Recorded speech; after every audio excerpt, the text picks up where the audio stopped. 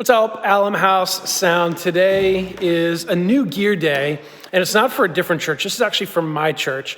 And I want to share some of my struggles. So this may be a little bit of a venting video, but there's a solution that I'm hoping is going to be the one for us.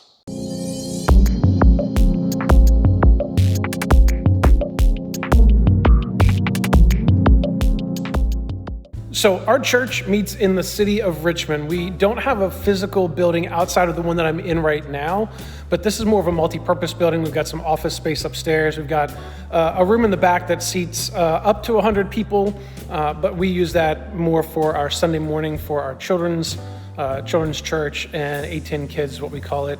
Area 10 is the real estate district that we're in here in Richmond City, and the name of the church is Area 10 Faith Community.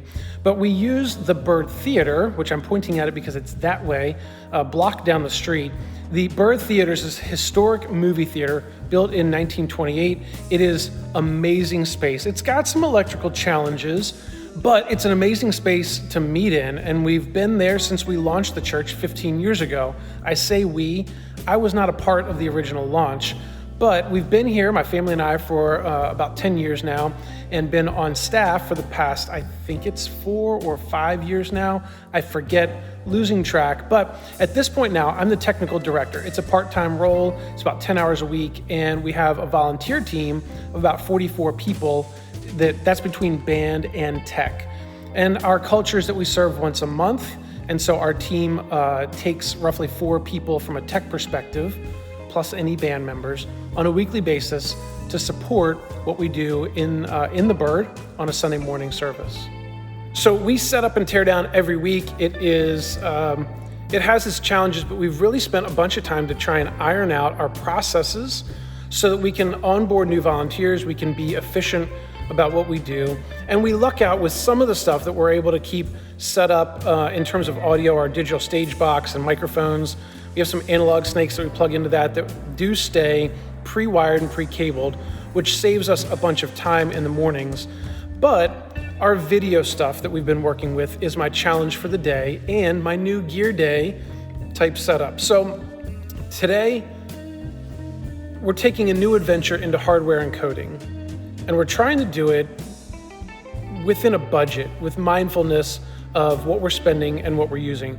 Let me show you what we've been working with and talk you through my challenges, and then show you my solution that I think, and I'm really hopeful, is gonna work. So let's go over to the table over there and show you what we've got.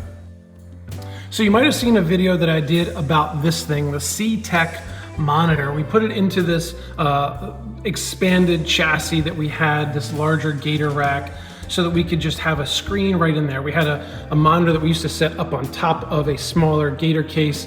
That thing got wrecked and a big old crack in it and stopped working. So this C-Tech monitor has been a great addition, and all this is a power inverter, a C-Tech monitor, and then this Blackmagic HD TV Studio HD, which has 8 inputs. It's got 4 HDMI and 4 SDI. And our plan originally was to build for some capacity increases from cameras. We had a PTZ camera as our back main camera, and we had 2 JVC camcorders as side cameras. And that worked pretty well, but the PTZ was just blown out in terms of its iris. It could not hold up with the length that we were throwing and the lack of light in our low light environment. So I thought that I could stream through this HD, this ATEM, because I've streamed through many a ATEM Mini. That just sounds weird to say that. I wasn't aware that this ATEM is literally just a video switcher and has no hardware encoding capabilities, which is why this nice little rack unit here has a spot there for a Blackmagic hardware encoder. But to talk about my existing setup, we have our X32 sends our mix into this ATEM across XLRs. That sends an SDI signal out into this Aja UTAP SDI box, which converts our SDI into USB. Dun dun dun. Oh, oh, oh, oh. Anyway, it takes that signal, it goes into a USB-C adapter, a little dongle, and it takes it into this brand new, well, not brand new anymore, but a 2022, I believe, Mac M1 laptop. So this thing's a pretty good workhorse of a computer. It's got all the bells and whistles that you can get on the M1, and it's fast, it's reliable, it does all the things. We were going through ProPresenter 7, and we were sending it in through ProPresenter 7. Now, ProPresenter 7 would take in our audio and video from the Aja UTAP, and that would give us our inputs. And up in our multi-view up here, we would, sorry about the glare, but we would have all of our screens up there, and our camera, when connected, would show up here and down here. So this was the camera only. This is what we sent to our stream with camera and lower thirds overlaid. This is our courtesy monitor, and this is standard setup. This is our projector in the room. So you guys are used to seeing this. But what would happen starting in January this past year, this is 2024, the year of our Lord. This is the 2024. In January, what we noticed is that our audio was getting this weird chorus effect. We had the video source that comes in, which has an audio source linked to it. That one never worked prior to January. And so we just had it turned off, and then we had a different audio source set up, and that was for the Aja UTAP, and that one worked fine. And so we would just reconnect those every week, and everything worked. But in January, we had this weird chorus effect that sounded like our band was underwater. Well, what happened is some software update after Christmas ended up in ProPresenter 7. That software update ended up enabling the audio linked with the video started working. And so we didn't know that happened with the update. And so it took us a week or two to figure out that was enabled. We turned it off, and then our audio went back to normal. This past time, more recently in Easter, this past couple weeks, Easter, we had some weird stuff where our video and audio would just speed up and then slow back down, and speed up and then slow back down. Turns out that was a software issue in ProPresenter 7, where if you were sending less than 1080p 60, it would do this randomly. So for all of us that were sending 1080p 30, or even the more cinematic folks at 1080p 25, you had this issue where the audio and video would speed up and slow down, speed up and slow down. If you experience this, let me know down in the comment section now. Just write ProPresenter issue, just so that I know that that's you, and help me know that I'm not the only one out here alone. But they released an update, which was great. So the week after Easter, I was stoked to be able to go in and get our audio and video working fine without this speeding up, doubling thing, or whatever it was doing. That week we plugged it in, and we had no connectivity from ProPresenter sending to YouTube. We tried everything. We tried reconnecting. We tried new stream keys, all that stuff. It would not send from ProPresenter 7 up to YouTube. So that week we just had no live stream. And then this past week during our rehearsal, we had no audio coming into ProPresenter. Now, by this point, I had a backup solution in place, which was to go back to my OBS machine as a backup. And so 2 minutes before service, we still realized we had no audio. Then we had no video. For some reason, the 1080p 30 or 1080p 60, we couldn't troubleshoot it. So I unplugged the Aja UTAP, plugged it into my OBS machine, and amazingly, everything worked fine. We still had a live stream, it still worked, but I'm done now with ProPresenter 7. So let's talk about my solution, and then we'll get into the video of building it. So enter now the OC Go Stream deck.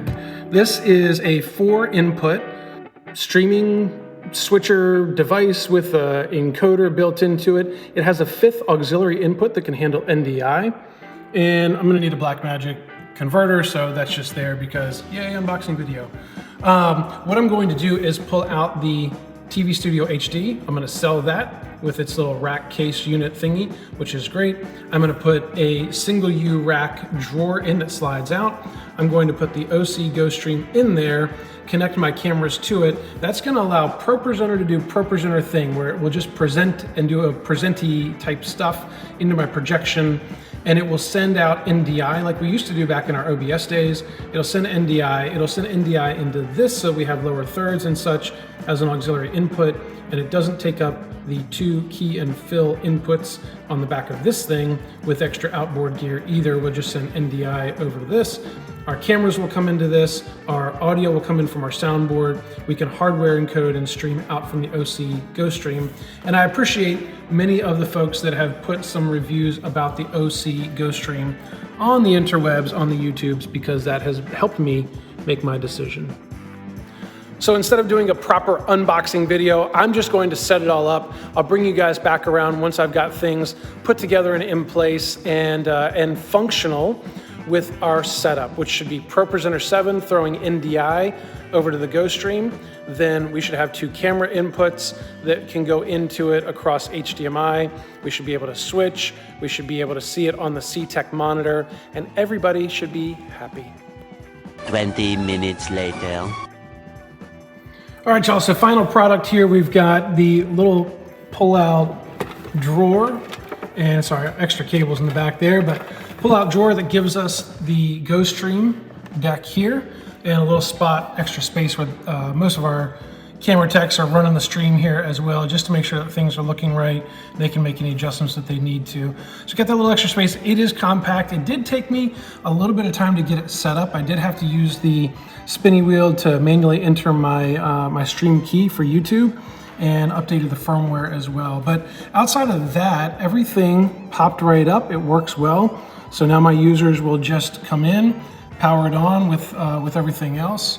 They can, when they're ready to, they'll hit the live button here, and that'll send to YouTube. Obviously, we still need to go onto YouTube and hit the go live button, and then you can preview whatever camera you want, hit your transition, and there you go. You could get creative and do the 80s half fade. That'd be fun. We won't do that. And it's got an SD card slot here on the front that we can, actually I need to get my card out, but SD card slot on the front that we can record right to SD if we need to. So pretty nice. I've got a switch back in the back because we'll just take our internet, plug it in there, and then our ProPresenter will plug into that to get NDI directly into this device. I did find out in this process that within this process that there is a $70 firmware upgrade to have the NDI functional on this new firmware. So once you update the firmware to the newest firmware, I think this is 1.05 or whatever it is, they say that it is available, and then you pay the $70 upcharge to get the NDI capability added on. So it ships without that. It's an extra 70 bucks, but it's worth it. It's a lot cheaper than an NDI decoder. That's a couple $100. So hopefully that gets activated for me before this Sunday, and yeah, hopefully we'll be up and running. But if you found this video helpful, if you have questions about these products, put those down in the comment section below. I'm always answering questions down there. If you want to start a conversation outside of YouTube, maybe you need some audio help, which is mostly what I'm doing, feel free to go to my website. I'll put that down in the description as well, and you can fill out the contact card there, and we can start a conversation. But that's it for this video. Hit the like button, hit the subscribe button, and we will catch you guys in the next one. Peace.